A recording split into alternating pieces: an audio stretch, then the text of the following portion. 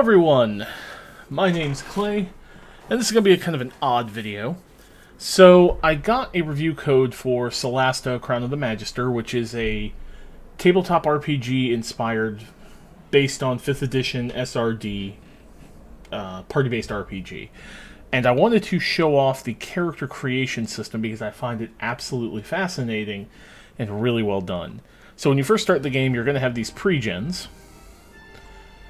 And you can see through here the pool of characters.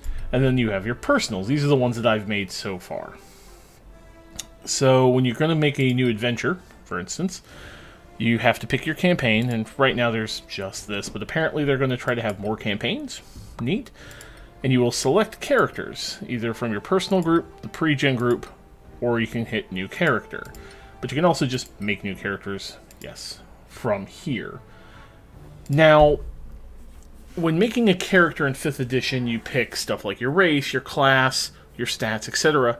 This has got to be one of the best 5th ed character creators I've seen currently. There's only really 3 games. There's Sword Coast Legends, which we do not speak of and you can't buy anymore.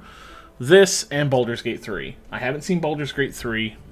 I've seen this, and I really like what this is. So right now you've got these ancestries, or races. You can pick Hill Dwarf, and you'll see it has movements, ability score, stats, all this stuff. You can actually switch. Here's like a Snow Dwarf. You got Half Elf. Of course, your Human, your High Elf, and your Sylvan Elf. And then you have 2 different Halflings. Island and Marsh. So, since they're using the SRD, they had to create their own sub-races and their own sub-classes, which is really interesting. So let's make ourselves a human. You got male or female. And don't worry, you get to change this too a bit. So we'll make a male. Right now there's only 6 classes. I don't know if they're going to add more classes. So, you got your cleric, your fighter, your ranger, your wizard, your rogue, and your paladin. So let's make a rogue. I haven't made a rogue yet. You can actually show features granted at higher level, like roguish archetypes.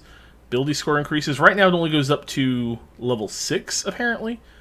Although I guess that they're expanding it to 8. It is in early access, so please keep that in mind. You're going to pick that, and you kind of see over here, these are your bonuses right now. +1 to all stats because I'm a human. I hit next. Now you're going to pick a background, just like 5th Ed. These are the ones we've got. And here's where things get interesting. So your background is going to give you personality flags.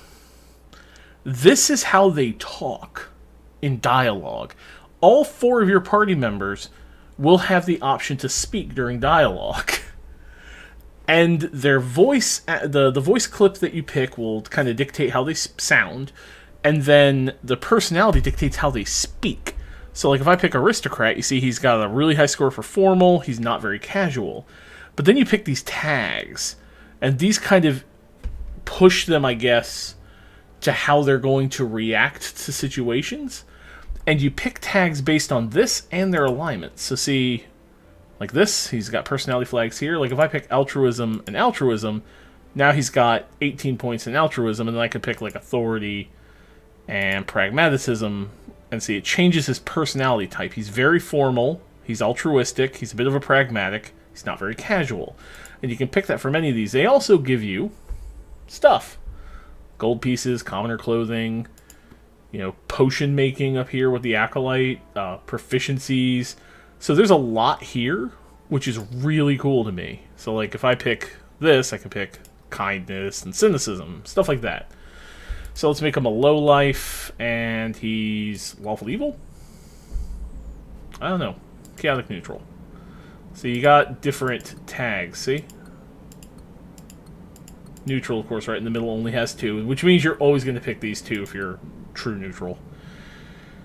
But let's do caution, caution. He's greedy, and he's a pragmatic. There you go.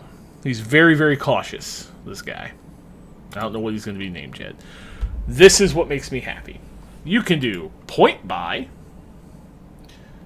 and you can accurately recreate existing characters. So you can click this and just be like, yeah, I got 19. Yeah. Like, you can just be like, I'm maxing out every stat. Look at this. This is ridiculous. You could literally remake your party from a 5th ed game right here. Or, you can do standard issue point buy, which works just like normal. See? Like that. Or, you can roll. And this makes me so happy. Or you can do standard array. Like, you can re-roll dice. Standard array. Whee!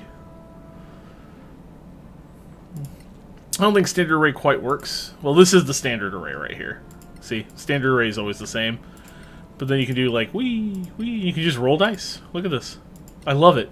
I can sit here and just roll to get the stat spread I like. I love it. I absolutely adore this. Like this. See, and then you just click and drag. So it's like, his dex here. His con there. His int there. His strength there. Ta-da! And now you see his stats over here.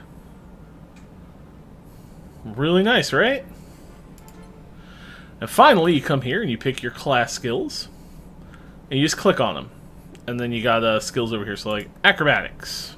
There, he's an acrobatic. He's got some investigation, perception, and performance. And then he gets class expertise, which is, of course, the ever so lovely rogue thing. So we'll take thieves' tools. So he's real good at thieves' tools down here. It's also smith tools, poisoners. There's a bunch of tools you can get access to. He's real good at that, and he's real good at acrobatics. Then you pick a language, and there's a bunch of different languages, and he's going to speak Old Tremerian. Finally, you get here. Now, the visuals are not the best. I apologize, but they are really not. See, yeah, they're the modeling is not the greatest. But there's a couple of different choices. So I mean, at least there's there. You can change skin tones, different kind of hairstyles. A couple different options. Nothing really out there. There's beards, whether he has one or he doesn't. A couple different hair colors. If you really want, punk rock fantasy character. Here, we'll do that. And then you have physique, how buff or not buff. And then you have voices. So the voices, that's how they're going to sound in dialogue, because the characters are voiced, as far as I can tell, at least in cutscenes. So you got that, and then you can actually put stuff here, like, made for a video. Yar. There we go. And then, of course, you come up here, gotta give a name. You can just randomize names. His name's Frank Dudley. Behold, Frank Dudley. And then finish, and there's Frank Dudley, human low-life rogue. And then you can actually inspect them and check it out. You got all these different weapons, you got a character, this shows you all this stuff. Proficiencies, all of his stats. There's a lot going on here, and I love it. I absolutely love it.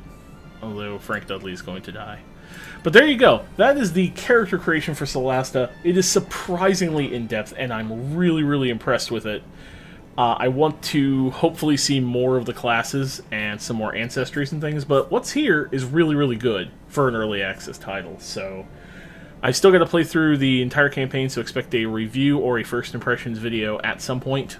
As always, thank you so very much for watching. If you like what I'm doing, do the YouTube stuff. You know the drill. If you want to get into those fancy credits that are happening probably right about now, visit patreon.com/terminallynerdy. And hey, thanks for watching, and stay nerdy, treat each other kindly. Alright?